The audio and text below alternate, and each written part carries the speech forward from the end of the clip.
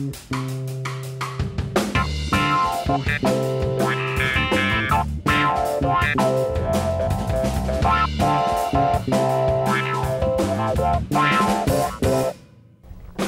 welcome to Talking With. I'm your host, Yale Cohn, and I desperately need a haircut. I know, Mom, you don't have to call me when you see this show. Something else that's growing, however, is the corner, hopefully to be growing, is the corner of Gilbert and College Street right here in Iowa City, where 5 proposals out of 9 recently went before the City Council. I believe it was the Planning and Zoning Commission. There's 5 buildings that have been pitched there. The city owns the land, and some of the folks from 4 of those proposals, actually involved with 4 of the 5, are some of the nice folks from the New Pioneer Co-op. I'm very pleased to welcome to the show this evening Jen Knight. She's the Member Relation Chair on the Board of Directors, and Matt Hart, she's the General Manager. Thank you both so very much for coming out and joining us this evening.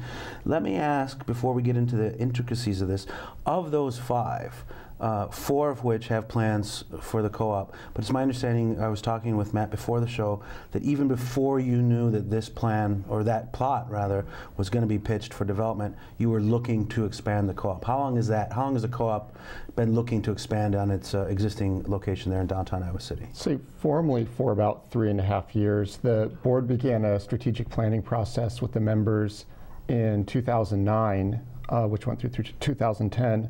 But as part of that, we identified the need to expand our Iowa City store, since we're at capacity right there for growth, and we're also in a floodplain.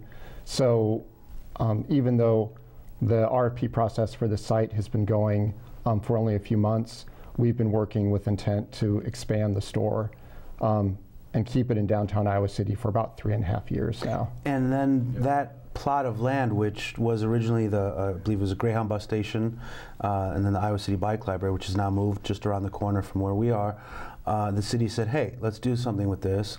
They put out a call for developers. I believe there was 9 or 10 originally, and it's now been whittled down to 5.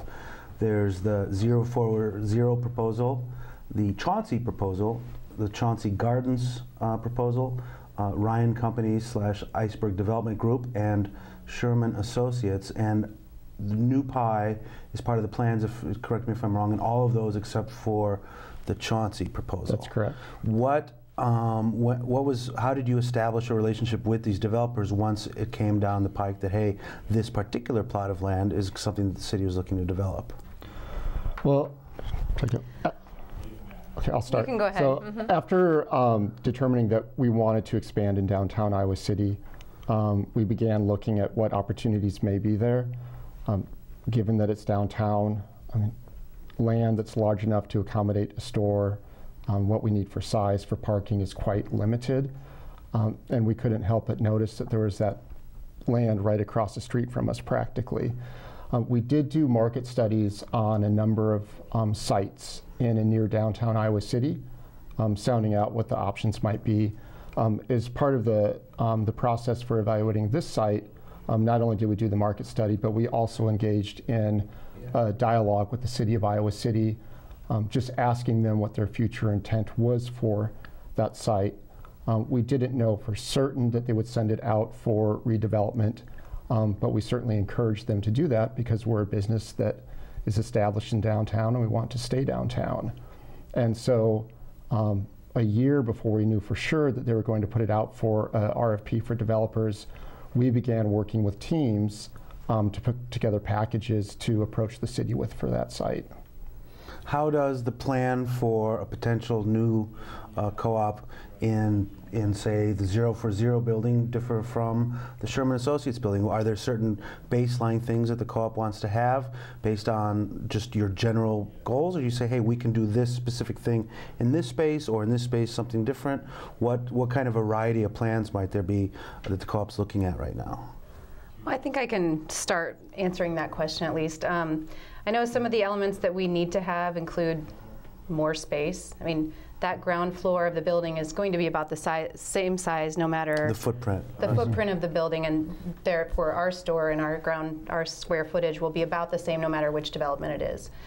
We want it to be pedestrian friendly, bike friendly, energy efficient, and accessible and safe for people who are loading and unloading stock. And we also want to make sure that it's easily connected to the parking ramp right next door. So not so that people will have to go in and park and then walk around the block to come to the store, but having some sort of accessible vestibule that connects that parking facility with the store, so that people can, walk right into the store and walk out with their carts full of groceries to their car and not have to worry about, an elevator.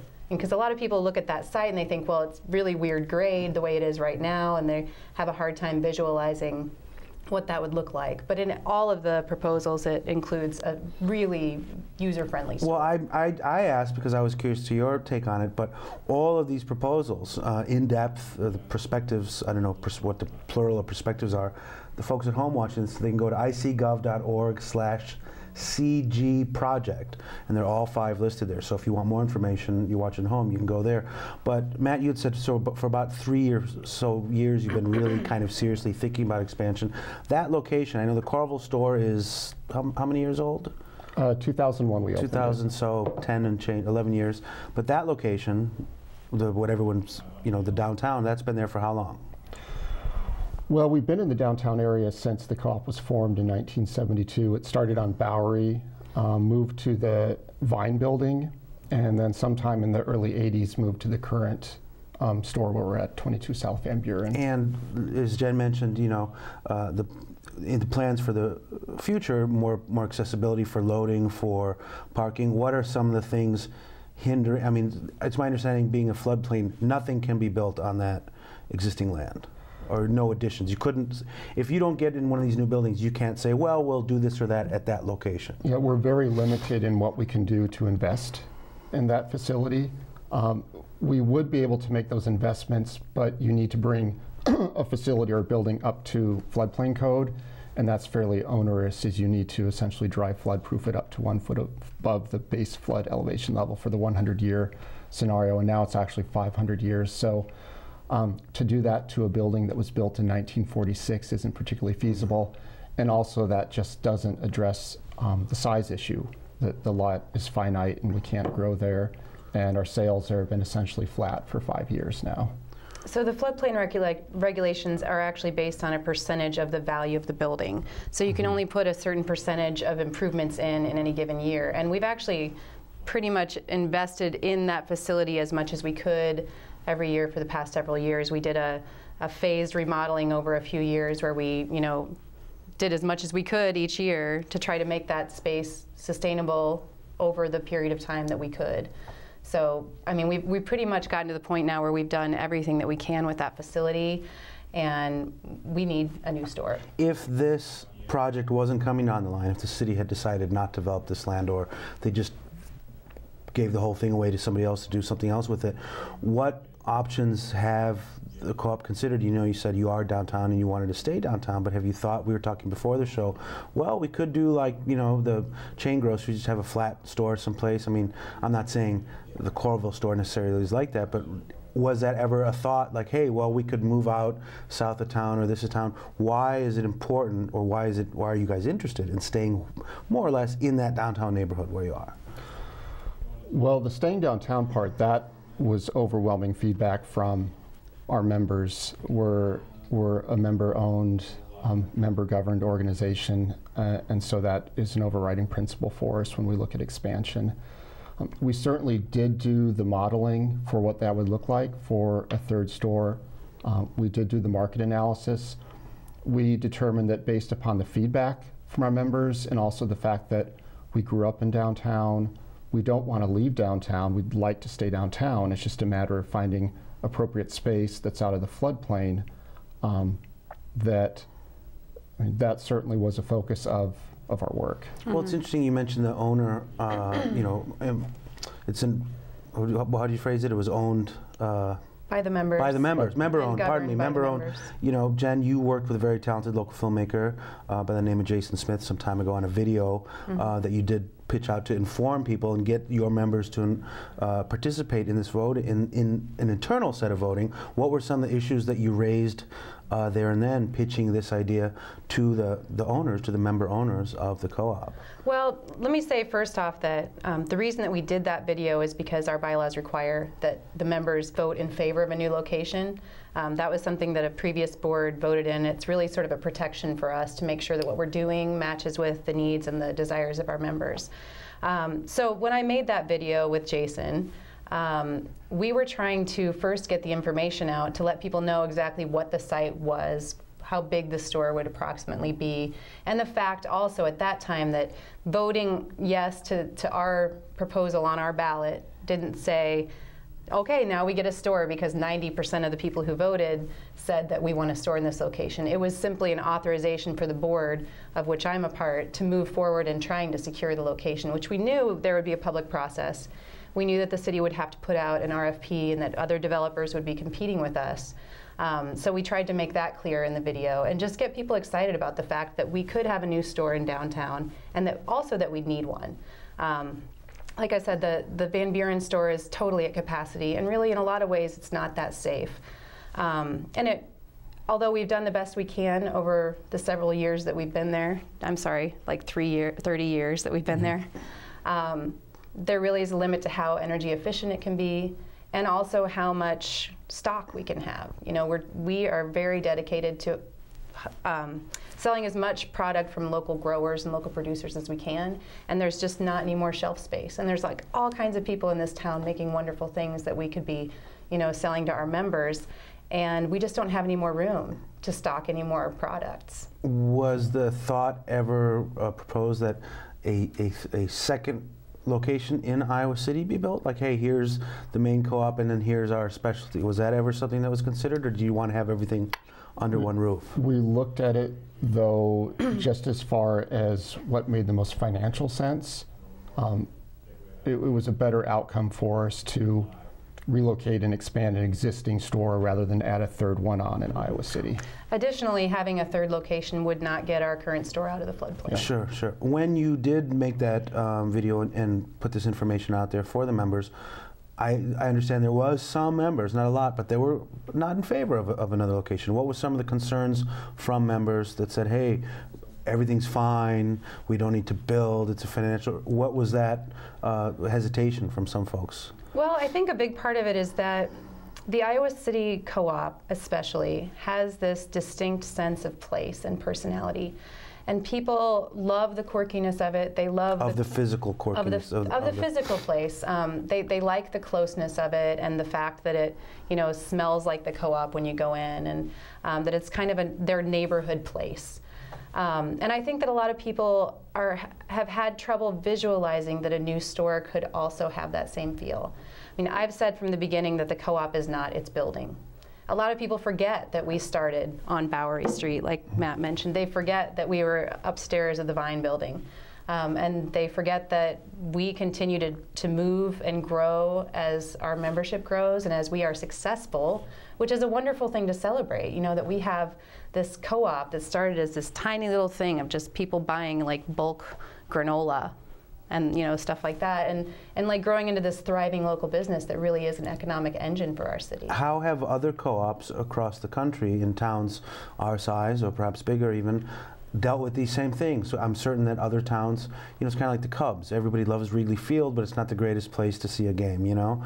How have other towns dealt with, hey, we had this kind of quirky, funky place, but we needed to expand, we needed to grow, we wanted to offer more products? How have other towns, or rather other co-ops in other towns, I'm certain they've faced not dissimilar, you know, challenges or opportunities like this in the past. How have they dealt with these sort of things? I'd say it's run the range. We are part of a national group, the National Cooperative Grocers Association, about 130 of us nationwide that have pooled together just for purchasing and some other business purposes. We go from $700,000 a year, a tiny little co-op on one end, up to almost $200 million on the other, so very large. And one thing about co-ops is they're socially complex organizations. They're not a chain where each one is of its town, of its community. There's East Coast, West Coast, Central, so all are different. Some have definitely, I'd say, expanded outward. Others have focused on trying to stay in the inner core and a mix in between. And what we're doing right now is trying to stay and invest where we have been, where we've grown. Downtown Iowa City we consider a special place, and we definitely want to establish ourselves with New Pie. We've been there for 30 years. We want to be there for at least 30 more. Well, certainly, not just your business, but a lot of the reason that I love living in Iowa City and living where I do particularly is that almost anything I want to do is walkable. I mean, I walk out of my door, I'm at the library, I'm having a cup of coffee, I'm seeing music, I could step in the co-op. How does the demographic differences make these two stores different? Like, for instance, in Coralville, I imagine it's more auto dependent, people are driving there. Does that take away from the experience at all, or is that offering what you have here to them there, and that's why it's important to keep what people are used to, at least foot traffic wise or pedestrian safe or pedestrian friendly wise here? How do the two stores differ in that regard, if at all? Well, there's actually quite a bit of overlap with the membership, and about 2/3 of any portion of the membership shops at one store or the other in any given year. And certainly the Iowa City store, I love the vibe because it's down there in the neighborhood, and we have tons of bike traffic and tons of foot traffic, and on a summer night it's pretty interesting down there. So that is in of itself what it is in the neighborhood, but also we pull from 10, 20, 30 miles out still for the Iowa City store. We significant amounts of volume we do with Solon, for example, in the neighboring towns at that Iowa City store. But you're right in that the demographic at Coralville, the people who really love the Coralville store, in a lot of cases are kind of a separate set of people. And there are those people. I mean, those of us who are dedicated to the Iowa City store and love it with our whole hearts, we forget that there are people that feel that way about Coralville too. And when people talk about whether we should just move our store remotely, I always think, well, we kind of already have that. We already did that. We went and built a store in Coralville, and that's ended up to be a really good decision in the end. And now it's like we really need to take care of our flagship store, the heart of our organization and where we started, and not actually stray too far from where we started, but improve it. Well, it's interesting, Matt, you touched on how other co-ops in other towns have faced these kind of things in the past. Something that I've noticed here in Iowa City, and I think it's a growing national trend, is, local food, locavore, and I support that wholeheartedly. Perhaps less so for the environmental reasons that other better stewards of Earth maybe, but because to me, I like to eat the foods better. But without places like a co-op or farmer's market, these people don't have a place often to sell their stuff. How has the existence of, not necessarily the New Pie Co-op, but co-ops nationwide, helped grow that movement and sustainable agriculture and local food and that kind of stuff? Because, you could have the greatest, freshest eggs or cheese or this, but if you don't have a place to sell it, no one's going to get their hands on it. How has that helped that kind of grow across the nation? Co-ops certainly were the start of the natural foods business, supporting natural, organic, local. Anyone who's been paying any attention in the last decade can see that co-ops have been eclipsed by many of the chains. Whole Foods Market, for example, they were created more than a decade after the second wave food co-ops were created, and now they're 6 or 7 times our size. Do they also, if a Whole Foods was in Iowa City, would they be selling local produce, or would they be shipping it in from their suppliers from California? How do they operate? What's their corporate? They do support some, but not to the degree and not to the commitment, in my opinion, that food co-ops have. If you go into our Iowa City store or Coralville store in the middle of summer, pretty much anything in that produce department that we can get locally, you find locally. If you go into a Whole Foods, quite often you'll find lots of stuff from Southern California, Mexico. They do have some relationships, but again, they're not as committed to the relationships as food co-ops are. Just economically, that seems to me to be the much healthier thing, because you're giving money to a local farmer who then gives it to his local guy, who's that circle of commerce stays a lot more local. So jobs-wise, people are paying rent, they're getting braces for their kids, all from one location. I mean, whether it's yours or the many other businesses in this town. I know there's lots of restaurants that make their whole menu based on what's in season, what they get their hands on locally. And economically, that's healthier. We have actually been working on developing those relationships in a deeper way too, not just going to a grower and saying, like, okay, what do you have? Well, we'll buy this and we'll buy that. But actually, like, planning together, and talking about the season and what we'd like to have for this whole period of time. And I mean, Matt knows more about the details of that, but like having contracts with growers and making sure that, we're taking care of each other in that sense. And I don't know. I mean, I don't feel like it's as much of a sort of commodities market where you're just like, you have something to sell and I'm going to buy it from you. It's more that we are growing this local food scene together and like sort of building it as a team. Where does Iowa City stack up to other towns of similar size in that regard, of cultivating that relationship with local purveyors, providers of product, produce, that kind of thing? How are we doing? Well, I don't know about I think that Matt could speak about our place as New Pioneer Co-op. I know as a city and as a municipality, I mean, we have one of the best farmers markets in the nation. I mean, we've been voted one of the best the past few years, and it continues to grow. That's another really great reason that we want to stay where we are. Just go to the other side of the block so that we're still adjacent to that farmers market location and all the synergy that happens in that spot in the summertime. So is there some confluence of things, some between the co-op and the farmers market, or hey, people are at the farmers market will then come to the co-op and vice versa? Oh yeah, I mean, I don't think that it's seen at all as competition for us. It brings people right in the vicinity of our store. They'll pick up fresh local produce that they buy from the same growers that we buy from, and then they walk over and they get the rest of their meal makings at the co-op. They'll say, I'm going to pick up a nice sirloin steak for the grill, or all the other things that people need to feed themselves. We totally believe in what the farmers market stands for, and we want to be partners with them. So outside of just doing what you're doing now, or doing more of what you're doing now, what in these proposed new facilities does the New Pioneer Co-op think that they could do better, or new things that you just simply can't do in your current location?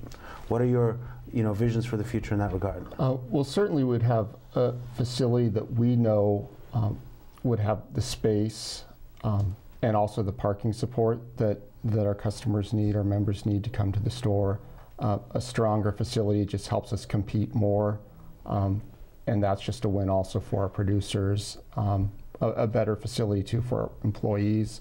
The current one is very challenging to work in. We know that a number of the natural food chains out there, we don't know if they're planning to expand in Iowa City, but we do know that a lot of these organizations, they're very large, they're publicly traded. They've announced expansion plans, quite aggressive ones in some cases. Whole Foods, Natural Grocer, Fresh Market, all publicly traded, all with commitments to massively expand their store base. They're simply going to run out of places to open stores. And we would be naive not to think that at least one of them wouldn't eventually have their sights on Iowa City. Mm-hmm. So a new store would help us just make sure that New Pioneer was secure in our market and serving our mission for years to come. Some small things about the actual facility that, well, they're not small to a lot of people, but the ability to, get your co-op sandwich and eat it. Like, sit down in a nice spot on a patio and you're overlooking the park, or, we want to make sure that there's room for that in the co-op. That's one thing that people miss in our Iowa City store that we have somewhat in Coralville, and that other places downtown have too. We've talked about, and again, like all of the proposals that are on the table now are sort of broad brush strokes, the outer shell, and we have a lot to talk about when it comes to the details of the interior. But we know that people would like to see some sort of meeting space, or the ability to have classes in our downtown store like we do in Coralville. Of course, lots of room for bike parking, more than we have now. Can you think of anything else along those lines, facility-wise? That addresses the main part of it. What about New Pie's role, not just as a grocer, not as a purveyor of goods, but I was looking at some of the information from your proposal, which you gave at the City Council, which I heretofore was not privy to, and they're quite impressive number. I mean, nearly 200 employees, massive amounts of charitable donations to all kinds of things in the community. Things that I don't think these big chains would ever do. if they were to come through, because it's, bottom line is that's the God that they worship. How do you pitch that to the community in an Iowa way of not being a braggart, but saying, hey, we were talking before the show, and I said I've probably known 50 people in 10 years that I've worked there. You said, I think with the term you said it was a launching point, a starting point. I mean, it's just one of those places that employs a ton of people, helps out in the community. How important is that when you're making this pitch to expand there, to expand to other places, or as you might potentially down the road face threats from these bigger kind of corporate monoliths? Well, I think one thing that's important about the co-op that is different from other grocers is that, like Matt mentioned, and it's part of our whole identity, is that we are community-owned, we're member-owned by people who live here in Iowa City, Coralville, Cedar Rapids, Solon, I mean, our whole community around us. And we're not a nonprofit. I mean, we do sell groceries and we make a profit. But we're principles-driven and not profit-driven. And so, we have our 7 co-op principles, which are, it's about clean food and it's about sustainability, but it's also about taking care of your community and helping out other co-ops. And our investment is more than just money. It's putting it all back in our community and building a stronger place for all of us to live. Given the fact that you have been such a good member of the community, has there been a commensurate amount of support from the community, from the business community, political, what have you, in your stated desire here to grow and expand? Have people come up and and said, hey, yeah, we like these guys, they've been good to us, let's help them be better? What's that response been like from the community? Well, I personally have not heard anyone say, I don't want the co-op to have a new store. What I've heard about this particular proposal is, well, I'd like to have a movie theater downtown again. Or bowling, that sounds fun. And both of those things are things that our downtown certainly could use and might be, beneficial to the downtown and our community, and I don't discount that at all.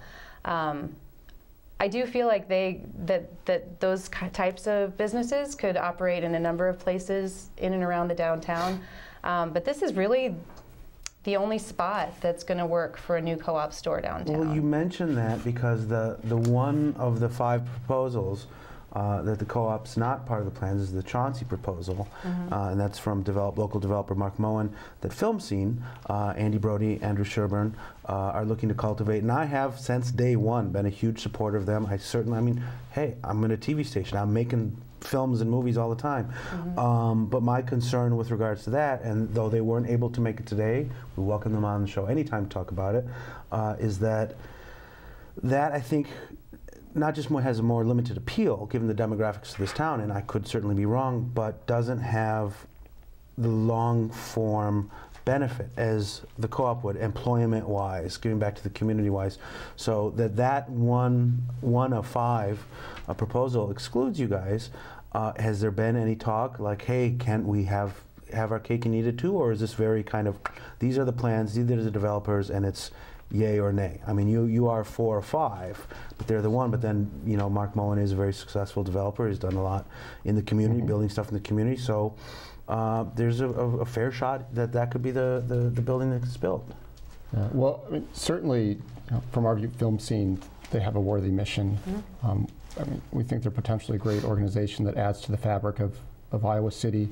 I can't speak for them. We can speak for New Pioneer, and our role has just been advocating for the co-op and the number of sites that are available downtown that can fit our store, or that one. There's one. Right now, there's one. And they are opening their this spring. Very excited. They're opening a facility in College Street. So I hope they do gangbuster business there. But and I'll add though, we had, as we discussed earlier, we had a screen that we applied to developer teams that we were talking with to meet all of our base criteria. And so those 4 that we're with were able to meet that criteria. We can control what's on the ground floor for us. We can't control what's above us in the other uses. Fantastic. Listen, like I mentioned earlier, we're just out of time. Folks at home, they want to learn more about all 5 of these proposals. Go to icgov.org/ CG project. Is there a specific webpage on the New Pie folks can learn about your plans on this they should go to? You can link from the homepage. Link from the homepage? newpie.coop. Do the research, Iowa City. There's another meeting coming up on December 18th to talk about this. I want to give a very special thanks to our camerawoman, pardon me, Julie Castle. She brought me homemade latkes tonight. They were fantastic. And some coins, because it is Hanukkah. Happy Hanukkah to the other 5 Jews in Iowa City besides myself. I don't know why there's JFK on these coins.